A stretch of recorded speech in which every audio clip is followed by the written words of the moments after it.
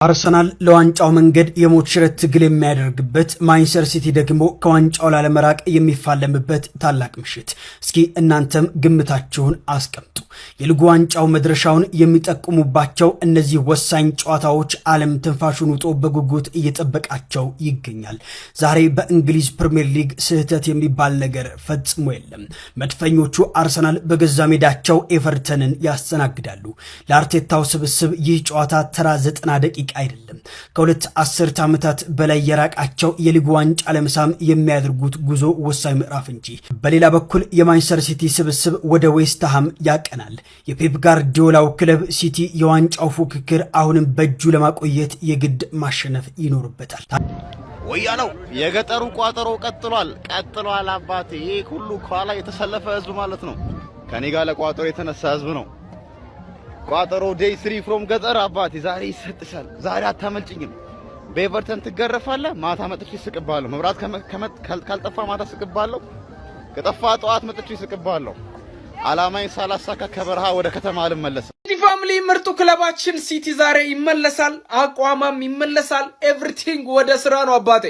እንግዲህ ባለፈው በቻምፒየንስ ሊግ ትንሽ መንገራገጭ አጋጥሞናል። ችግር የለውም። ሁሉንም ነገር ተቋቁመን ወደፊት ብንሄደው ዛሬ ምርጡ ክለባችን ይመለሳል።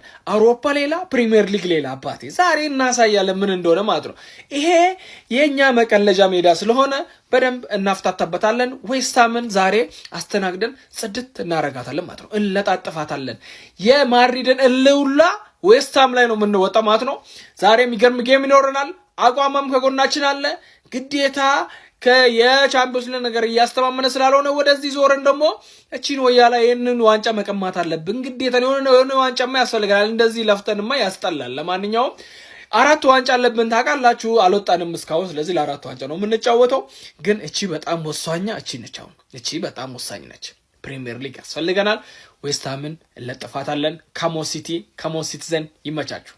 ዛሬ ሰዎች አርሰናልም ሲቲም ተመሳሳይ ቀን ላይ ነው የሚጫወቱት። አርሰናል 2 ሰዓት ተኩል ላይ ከኤቨርተን ጋር ይጫወታል በሜዳው። ሲቲ ደግሞ 5 ሰዓት ላይ ከዌስትሃም ጋር ይጫወታል በዌስትሃም ሜዳ። ሁላችሁም ይሄንን ቪዲዮ ብዙ ጊዜ ኮፒ ሊንክ አድርጉት፣ ሪፖስት እያደረጋችሁ ለጓደኞቻችሁ ላኩላችሁ። የአካውንት አዲስ አካውንት ስለሆነ እና አካውንት ፎሎ ያደርጋል። ሲቲ እንደምንም ብሎ ነጥብ የሚጥል ከሆነ አርሰናል የሚያሸንፍ ከሆነ የነጥብ ልዩነቱ እንደምንም መስፋት ከቻለ እንግዲህ በጣም ትልቅ ነገር ነው የሚሆነው። ያው ተስፋ ነው ብቻ። እንግዲህ እነዚህን ሁለት ጨዋታዎች ማን የሚያሸንፍ ይመስላችኋል? ስለዚህ ታልቃሉ ብላችሁ ታስባላችሁ? ግምታችሁን ኮሜንት ላይ አስቀምጡ። ዛሬ ምሽት በእግር ኳስ አፍቃሪዎች ዘንድ በጉጉት የሚጠበቅ ጨዋታ አለ። የሊጉ መሪ አርሰናል በሜዳው ኤቨርተን የሚያስተናግድ ሲሆን ተከታዩ ማንቸስተር ሲቲ ደግሞ ወደ ለንደን ስቴዲየም አቅንቶ በወራጅ ቀጠና የሚገኘውን ዌስትሃም ዩናይትድን ይገጥማል። በ100 ኪሎ ሜትር በሰዓት ፍጥነት ወደ ዋንጫው እየገሰገሰ የሚገኘው አርሰናል መሪነቱን ለማጠናከርና ወደ ዋንጫው አንድ እርምጃ ሊጠጋ ዛሬ ምሽት 2 ሰዓት ተኩል ላይ ከኤቨርተን ጋር የሚያደርገው ጨዋታ በጉጉት ይጠበቃል። ከሊጉ መሪ አርሰናል በ7 ነጥብ ዝቅ ብሎ ሁለተኛ ደረጃ ላይ የሚገኘው ማንቸስተር ሲቲ ደግሞ ምሽት 5 ሰዓት ላይ ከሜዳ ውጪ ዌስትሃም ዩናይትድን የሚያስተናግድ ይሆናል። የጨዋታ ግምታችሁን ኮሜንት ላይ ጻፉልን። ፎሎ ማድረግ እንዳይረሳ። ቋጠሮ ዛሬም ሲመለስ አርሰናል ከኤቨርተን ይጫወታሉ ማለት ነው። እንግዲህ ኤቨርተን አምና አርሰናልን 2 ጊዜ ነው ነጥብ ያስጣለው ማለት ነው። አሁንም ያን ነገር እንደሚያደርገው እጠብቃለሁ ማለት የጨዋታ ቀን ነው። ቀኑም ቅዳሜ ነው። ድሉም የአርሴ ነው ይላል አባቴ። ዛሬ 2 ሰዓት ከ30 ሲል ተወዳጁና ተናፋቂው ክለብ አርሰናል ከኤቨርተን በኤሜሬትስ ከች ይላል። ታዲያ አንተ ይህን ቪዲዮ የምታየው ልጅ እንደተለመደው ኮሜንት ላይ ውጤትን ትገምትልኛለህ ማለት ነው። እኔ 2-0 ብያለሁ። ያንተን ኮሜንት ላይ ጠብቃለሁ። ቀኑ ቅዳሜ ነው ይላል አባቴ። መልካም ቀን። እሺ ዛሬ እንደምታውቁት ከዌስትሃም ጌም አለን 5 ሰዓት ላይ ማለት ነው። ለምን እንደሆነ አላውቅም። አርሰናል ከኛ በፊት ሲጫወት እኔ ይደብረኛል። አርሰናል ከኛ በኋላ እንዲጫወት ነው የምፈልገው። ገብቷል አይደለ? ስለ ከዌስትሃም ጋር ይጣላላችሁ የምትጠብቁ ሰዎች አላችሁ። መጣላም ጥልም እሱ ቀልድ ነው። ስለ የሞት ነው የሽረት ጉዳይ ነው። ገብቷል? ይሄ አቻ እንኳን የማይታሰብ ጨዋታ ስለሆነ ማለት ነው። ባይሆን ከዌስትሃም ይልቅ ኤቨርተንን ፍራ። አቻ እንዳያስወጣው ባይሆን እሱ ላይ ነው ፎከስ ማድረግ ያለብን። ሞቅ ይበል እንጂ አርሰናል ሊጫወት ነው። የአርሰናል ደጋፊውን ይሄ ቪዲዮ በጠዋት አንተ ጋር ከመጣ ማለት ነው እመኔ ዝም ብለው 2 ጊዜም 3 ጊዜም ኮፒ ሊንክ አድርግ። ምክንያቱም ክለብ ዛሬ ያስደስታል። እኔ ቀድሜ እነግርሃለሁ። እመኔ ክለብ ያስደስታል። ከቆንጆ ጨዋታ ጋር 2 እና 3 ጎሎችን አስቆጥሮ ያሸንፋል። ከጨዋታው በኋላ ምናምን መጣ በእርሶ መጀመናም ትለኛለህ ነው እመኔ ዝም ብለህ። ሚኬል አርቴታ በትላንትናው ፕሬስ ኮንፈረንስ ላይ ከዚህ በኋላ በእያንዳንዱ ጨዋታ ላይ 3 ነጥቦች ማሳካት እንፈልጋለን ሲል ተናግሯል። ይህ ማለት ደግሞ ምንም ከዚህ በኋላ ነጥብ መጣል የሚባል ነገር በፍጹም አይታሰብም። እያለን ነው። እንመነው፣ ግዴላችሁም እንመነው። ወደ ክለባችን በኩል የካፒቴን ማርቲን ኦዴጋርድ እና የሊያንድሮ ትሮሳርድ መሰለፍ አጠራጣሪ ነው። በትናንትናው ፕሬስ ኮንፈረንስ ሚኬል አርቴታ እንደተናገረው ከሆነ የዶክተሮችን ዲሲሽን ካየን በኋላ በዛሬው ጨዋታ ተሳታፊ መሆናቸውና አለመሆናቸውን እምንወስን ይሆናል ነው ያለው። ሰው በዛሬው ጨዋታ ሊሰለፉም ላይሰለፉም ይችላል። አጠራጣሪ ነው የሁለት ተጫዋች ጉዳይ። በሌላ በኩል እቺ ጣሊያናዊ ሞዴል ሪካርዶ ካላፊዮሪ ከጉዳት አገግማ በዛሬው ጨዋታ ወደ ሜዳ ትመለሳለች። ቋሚ አሰላለፍ ውስጥ ትገባለች የሚለው ነገር ግን አጠራጣሪ ነው። እንደኔ አይመስለኝም። ምክንያቱም ፔሎ ሂንካፔ የሚባል በየጨዋታው ከጨዋታ የሚገርም ፐርፎርማንሱን እያሳያለ ተጫዋች አለ። ሪካርዶ ካላፊዮሪም ሁላችንም እናውቀዋለን የሱን ኳሊቲ፣ ትልቅ ኳሊቲ ያለው ተጫዋች። ነገር ግን ሂንካፔም ጥሩ አቋም ላይ ስለሆነ ቋሚ ይሆናል ብዬ አላስብም፣ አልገምትም። በዛሬው ጨዋታ ከወደ ጠላትና ተጋጣሚ ቡድን ማለት ነው እኛን የሚገጥመን በሙሉ ጠላት ነው እስካልገደል ነው ድረስ ማለት ነው። ጃክ ግሪሊሽ አይኖርም። በጣም ጸዴ ዜና ነው። ቢኖርም ምንም አያመጣም። ነገር ግን እንደማይኖር ልንገራችሁ ብዬ። እንዲሁም ከወደ ጠላትና ከወደ ተጋጣሚ ቡድን ካርሎስ አልካራዝ አታክ ሚድፊልድ ለሚጫወት ተጫዋች በዛሬው ጨዋታ በጉዳት ምክንያት እንደማይኖር ተረጋግጧል።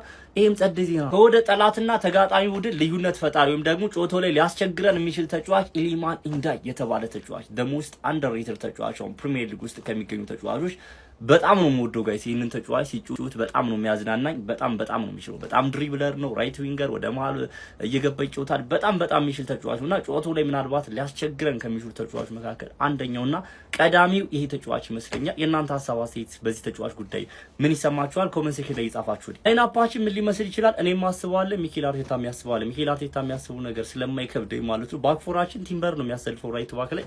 ቤንዋይትን ቢያሰልፍ በጣም ደስ ይለኛል። ምክንያቱም ቤንዋይት እንደዚህ ለሚከላከሉ ቡድኖች ሞር ኦቨርላፕ ታረጋለች፣ አታክ ላይ ተሻለች ስለሆነ ቤንዋይትን ቢያሰልፍ ደስ ይለኛል። ትልልቅ የሚባሉ ዊንገሮች ከሌሉ ድረስ እኔ ቤንዋይትን ሁሉ ጊዜ እመርጣለሁ ማለት ሞር አታክ ላይ ተሻለ ስለሆነ ለማጥቃታችን ሞር ይረዳናል ብዬ ስለማስብ ሴንተር ባክ ላይ ያው ሳሊባና ጋብሪኤል አሉ።